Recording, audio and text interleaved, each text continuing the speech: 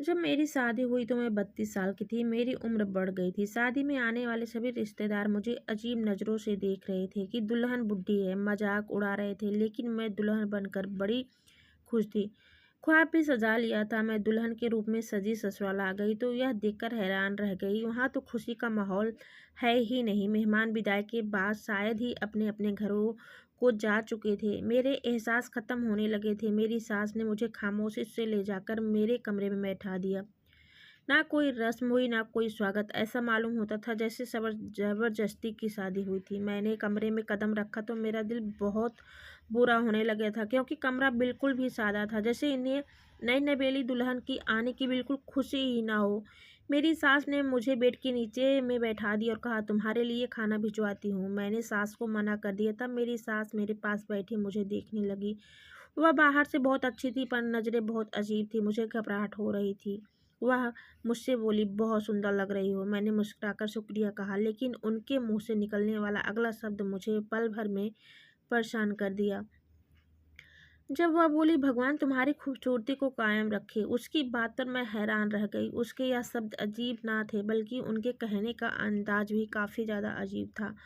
मैंने भी हाँ में सर हिला दिया। मुझे उनसे सवाल पूछना कुछ ठीक नहीं लगा। फिर वह मुझसे कुछ देर इधर उधर की बातें करके उठी और बोली, कोई चीज़ की ज़रूरत हो तो बता देना। और मैंने कमरे से निकल के चली गई। मुझे जहाँ शादी की पहली रात इस कमरे में खूबसूरत एहसास का शिकार होकर खुश होना चाहिए था, वहीं मैं अजीब सी बेचैनी से अपने अंदर महसूस कर रही थी। मेरी सास के जाने के कुछ देर बाद ही मेरी नंद मेरे कमरे में आई और मुझसे बातें करने लगी। वह उम्र में मैं उससे बहुत बड़ी थी। मैं भी मुस्कुराकर उनसे बात कर रही थी जब उसने मुझसे अजीबोगरीब बातें शुरू करना स्टार्ट किया, जिसे सुनते ही मेरा मिजाज पूरी तरह से खराब होने लगा। मुझे पल भर को यूं लगा जैसे सब बदल जाएगा और यह शादी बहुत भयानक रूप धारण कर लेगी। मेरी नंद मुझसे बोली थी, इतना मेकअप क्यों किया है? उसकी यह बात मुझे बहुत ज़्यादा अजीब लगी, क्योंकि मेकअप तो दुल्हन को ही ज़्यादा किया जाता है। मैंने उसकी कोई बात का कोई जवाब नहीं दिया। उसका अगला सवाल था कि उम्र क्या है आपकी? उसके सवाल पर खामोश रही। मेरा दिल किया उसे पकड़कर कमरे से बाहर निकाल दूं। तभी वह बोली, आपकी उम्र 32 साल की है, काफ़ी बड़ी है शादी के हिसाब से।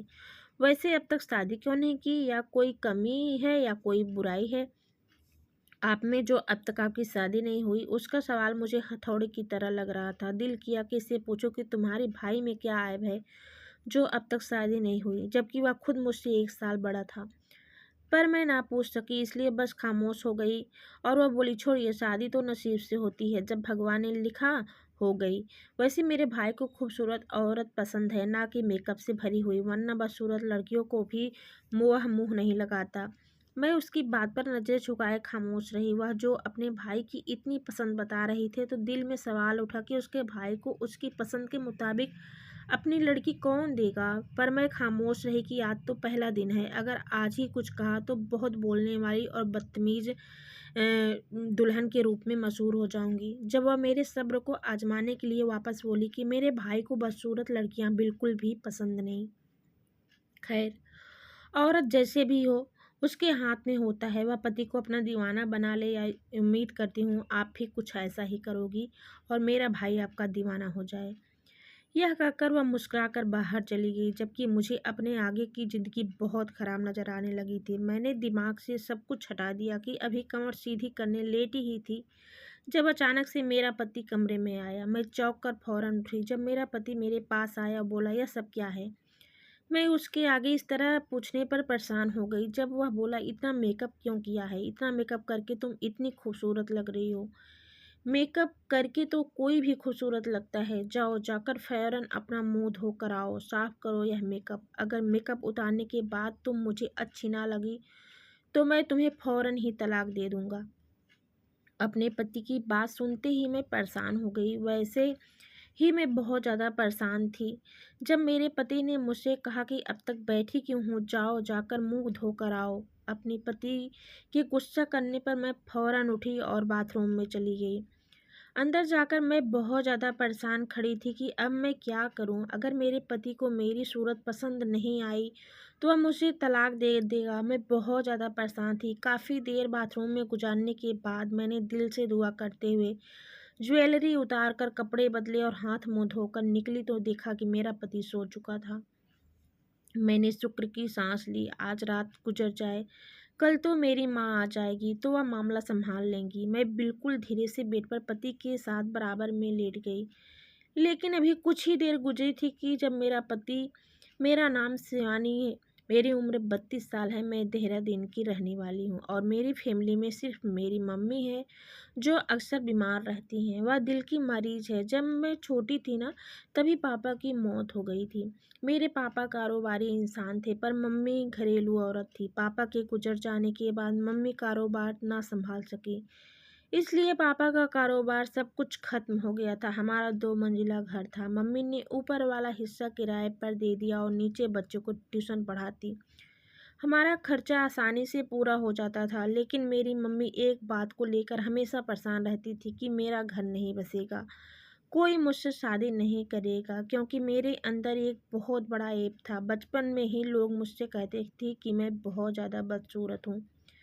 जब मैं स्कूल जाती तो कोई मुझसे दोस्ती तक नहीं करता था। जब मैं जवान हूँ तो बाकी के खानदान वालों ने हमसे किनारा कर लिया। पहले तो मामा, नाना, चाचा, मौसी मुझे बेपनाह मोहब्बत करते थे। उसने इस डर से हमें बुलाना और कोई भी रिश्ता रखना ख़त्म कर दिया, क्योंकि उनके घर में जवान लड़के थे, कहीं मम्मी उनसे मेरा रिश्ता ना मांग ले और उनके बेटों पर नज़र ना रखे। मेरे इतने बड़े ऐब पर मेरी मम्मी बहुत ज़्यादा परेशान थी, क्योंकि उनके बाद मेरा क्या होगा। अब सारी ज़िंदगी तो घर बैठा के नहीं रख सकती थी। इसी गम में वह डिप्रेशन के मरीज हो गई। हर वक्त मेरे रिश्ते और नसीब की दुआ मांगती रहती थी। मैं भी बहुत ज़्यादा परेशान थी। अब मुझे भी यही लगता था कि अब मेरी शादी नहीं होगी। घर का कोई आता तो मम्मी से अफ़सोस करता, जैसे कि मैं कोई बहुत ही बुरी चीज़ हूँ। वक़्त यूँ गुज़रता जा रहा था। जब मैं 19 साल की हुई तब मेरी मम्मी ने मेरे रिश्ते की तलाश करना शुरू कर दिया। रिश्ते तो बहुत आ जाते थे, लेकिन देखते ही रिजेक्ट करके चले जाते थे। ऐसा होते-होते सालों गुज़र गए। अब मैं 26 साल की थी और मेरे लिए रिश्ता आया, लेकिन रिश्ते वालों ने मुझे देखते ही मम्मी को इतनी बातें सुनाई कि दुख से मम्मी का दिल का दौरा पड़ गया। और फिर उम्र बढ़ने के साथ साथ रिश्ते आना भी बंद हो गए। घर के हालात भी तंग हो गए। मम्मी की दवाइयाँ, इलाज भी था। मैंने एक अस्पताल में नर्स की नौकरी शुरू कर दी थी। मेरी उम्र 32 साल हो चुकी थी और अब तो दिमाग से शादी का ख्याल भी निकल चुका था। जब एक दिन मैं घर गई तो मम्मी बहुत खुश थी। उनकी खुशी देखने वाली थी। मेरे घर आते ही उसने मेरे मुंह में मिठाई डाल दिया। मैंने हैरानी भरी नज़रों से मम्मी को देखा और इस खुशी का वजह पूछी तो उन्होंने बताया। या सुनते ही मेरे कानों पर बिल्कुल भी यकीन नहीं हुआ। वह बोली, मेरा रिश्ता पक्का हो गया है और इस महीने के आखिरी में मेरी शादी है। मैंने मम्मी को एक बार फिर हैरान भरी नज़रों से देखा तो वह बोली, 2 महीने पहले उन्होंने मेरी तस्वीर किसी रिश्ते कराने वाले को दी थी, जो आज वह रिश्ता लेकर आई थी। साथ में लड़के की माँ भी आई थी और दोनों तरफ से रिश्ता पक्का हो चुका है।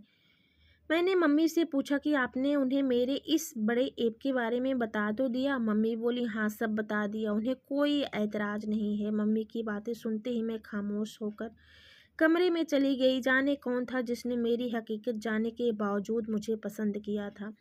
मैं यही सब सोच रही थी कि इस आदमी में भी कोई ऐब होगा, वरना भला वह मुझसे शादी क्यों करता, जबकि मेरे अंदर इतना बड़ा ऐब था। मम्मी ने मुझे उस लड़के की तस्वीर लाकर दिखाई और बोली, यह वह लड़का है। जबकि उसकी तस्वीर को देखते ही मैं दंग रह गई, क्योंकि वह आदमी बहुत ही ज़्यादा हैंडसम था। मम्मी ने बताया कि इसकी उम्र 36 साल की है, बस खानदानी मसले की वजह से इसकी शादी नहीं हो सकी। मुझे अचानक सब अच्छा अच्छा लगने लगा, जिससे मेरी सारी परेशानियां दूर हो जाएंगी और मेरी ज़िंदगी को भी एक बहुत ही अच्छी सी मंजिल मिल जाएगी। मैं बहुत खुश थी और इसी खुशी के मौके पर सारे रिश्तेदार भी पहुंच गए थे, क्योंकि सबने मेरी शादी की उम्मीद छोड़ दी थी। लेकिन मेरी बुआ को इस बात पर एतराज़ था कि शादी का सारा सामान मेरी सास अकेले ही ला रही थी। ना कोई रिश्तेदार, ना कोई दूसरा आया था, यहाँ तक कि मेरी नंद भी नहीं आई थी। लेकिन मम्मी ने नज़रअंदाज कर दिया और मेरी शादी उसी से करवा दिया। मैं इस उम्र में भी दुल्हन बनी बहुत ज़्यादा खूबसूरत दिख रही थी। हर कोई देखकर तारीफ़ कर रहा था। लड़के वालों की तरफ से भी मेहमान आए थे और फिर छोटे से फंक्शन के बाद हमारी शादी हो गई। मेरी विदाई हो गई। मैं ससुराल आ गई। ससुराल में आकर मैंने जो ख्वाब सजाए थे वह पल भर में टूट गए थे। जब मेरी सास ने मुझे कमरे में बिठाया और अंदर से दरवाज़ा लॉक कर दिया और फिर मेरे हाथ में एक कागज़ का टुकड़ा देकर बोली, लो इसमें से एक टुकड़ा तोड़कर मेरे बेटे को पानी में मिलाकर ज़रूर दे देना। उसकी बात सुनते ही मैं परेशान हो गई। मैंने पूछा, यह क्या है? मेरी सास एकदम से घबराई और बोली, इसे छिपा लो, बस इतना समझ लो, बहुत काम की चीज़ है। इसके बाद इसके बारे में किसी को बताना मत। मेरे मैं खामोश हो गई। फिर कुछ देर बाद बैठकर चली गई। इससे बाद मेरी नंद आई। उसने मुझसे बहुत ही अजीब व गरीब बातें की और फिर वह भी चली गई। लेकिन मेरे पति ने जो बदतमीजी मेरे साथ की, उसके बाद तो मैं बहुत ज़्यादा रोई थी। मैं अगले दिन सुबह अपनी मम्मी के पास आ गई थी। रात जो हुआ किसी को बताने लायक नहीं था। मेरे पति ने मेरे साथ कितना जुल्म किया, मैं बहुत दर्दनाक तकलीफ से गुजरी थी। मैं अपनी मम्मी के घर आए तो मेरी मम्मी मेरा चेहरा देखकर परेशान हो गई और बोली, तुम खुश नहीं हो क्या? क्या तुम्हारे ससुराल वालों ने, तुम्हारे पति ने तुम्हारे साथ बुरा रवैया रखा है? मम्मी के सवाल पर मेरी आंखें भीगने लगी। मैं चाहकर भी उन्हें ना बता सकी। मेरे पति ने मुझे तलाक तो नहीं दिया, लेकिन कुछ ऐसा किया जिससे मेरे सर पर आसमान गिर पड़ा है। लेकिन मेरे पति को यह बात किसी को भी बताने से मना किया है। उसने मुझे कहा था, अगर मैं किसी को यह बात बताई तो वह मुझे उसी टाइम तलाक दे देगा। मैंने मम्मी से कहा कि ऐसा कुछ भी नहीं हुआ है। मेरे पति बहुत ज़्यादा अच्छे हैं और मेरी सास ननद भी बहुत ज़्यादा अच्छी हैं। मेरे कहने पर मम्मी खामोश हो गई, लेकिन उन्हें तसल्ली न हुई और मुझसे थोड़ी थोड़ी देर बाद सवाल करती रही। शाम में मेरा पति मुझे लेने आ गया। मैं उसके साथ वापस चली गई। मुंह दिखाई की रस्म की दावत पर ही रखी गई थी।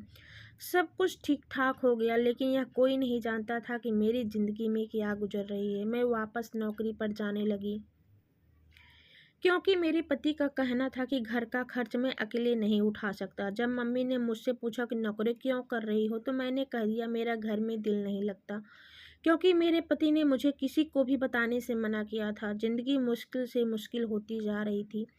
जब एक रात मेरा पति घर ना आया तो मेरी सास मेरे कमरे में आई। अक्सर वह खामोश अपने कमरे में ही रहती थी, लेकिन आज बहुत ज़्यादा गुस्से में लग रही थी। उन्होंने गुस्से से चीखते हुए कहा, तुम्हें जो कागज़ मैंने दिया था वह पानी में मिलाकर देती हो अपने पति को? सास के सवाल पर मैं हड़बड़ा गई, क्योंकि वह कागज़ तो मैं फेंक चुकी थी। मैंने अपनी सास से झूठ कहा कि हाँ, मैं उन्हें डेली उस कागज़ के एक टुकड़े पानी में डालकर उन्हें पिलाती हूँ।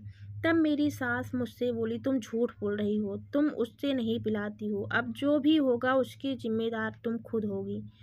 वह गुस्से से यह कहते हुए कमरे से निकल गई, जबकि मैं अपनी सास की बात पर परेशान हो गई। इतनी मुश्किल से तो हो रही थी, अब क्या बाकी था? मैं भी परेशानी से सोचने लगी। अब मुझे शक भी हो रहा था, वाकई कोई बुरा ना हो जाए। लेकिन यह बात भी हैरान करने वाली थी कि मेरी सास को पहले दिन से मुझे ऐसी क्या हमदर्दी हो गई थी जो अपनी सास की बात को नज़रअंदाज कर दिया। अगले दिन काम से जल्दी वापस आई। जैसे ही ड्राइंग रूम में कदम रखा तो देखा कि मेरी नंद के साथ वह आंटी बैठी थी जिससे मेरा रिश्ता करवाया था। मैं नज़रअंदाज करके वहाँ से चली गई, लेकिन अंदर की आवाज़ सुनकर मैं अपनी सांस रोक ली। मैंने खुद ही अपने मुंह पर हाथ रखा जिससे मेरी सिसकियों की आवाज़ अंदर न चली जाए, और कमरे में भाग गई। अंदर से दरवाज़ा लॉक किया और रोने लगी। मुझे अभी तक किसी पर यकीन नहीं रहा। जो मैंने सुना था वह सच है।